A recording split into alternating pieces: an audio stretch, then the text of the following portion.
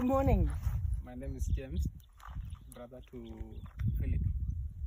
This is where we live, and we are honored to have you this morning as our guest. Thank you. I don't know if it was early this year. My brother Philip told me that you met at Central Lodge In January. and Namayana came and visited us here. I took her through what really happened here. We had a friend of us who came here from the United States. He's a student. He's at university, and we became friends for a couple of years ago.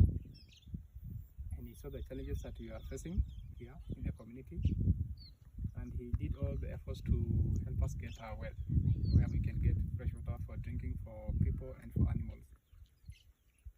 He raised some money, and that's why we drilled this borehole October last year, and we had enough water, and the remaining part was solarization and water tanks, pillars. Unfortunately, the amount left was quite hefty for him. He couldn't be able to raise all the money, and then that's why it is here.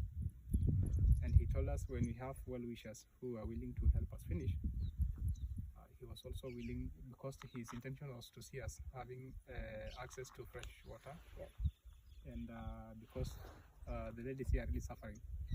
They walk for a couple of almost quite a long distance to fetch water. Here is very dangerous because they're almost all over. And once we dug this, it is 65 meters deep, but we got enough water, and the only remaining part is to install the solars, to have the tanks, and because we have water already. So the solar and the pump the solar is one unit.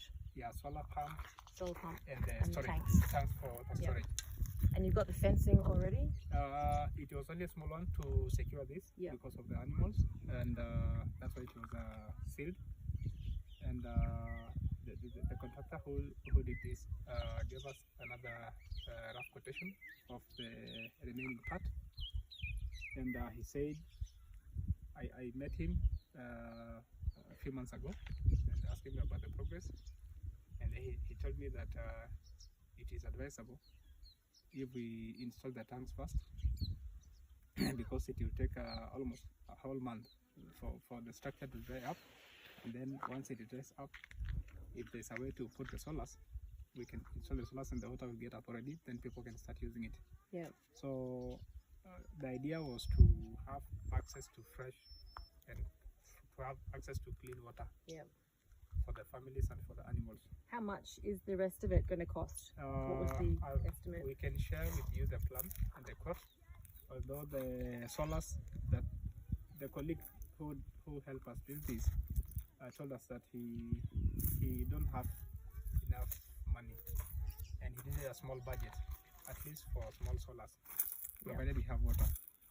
And but the contractor gave us several options that if we get this, we can still get water. Maybe not enough water because the idea came us, if we get the well here and we have access to water, why don't we plant trees and do some farming? Definitely. And because it is not the first time for us to see such a thing happening, if we have access to a well and we have enough water storage, we can fence at least 5 acres of land, and then we can start growing our own food. Grow your own food. Because it will help us reduce the hunger, and we are suffering because we heavily depend on the livestock.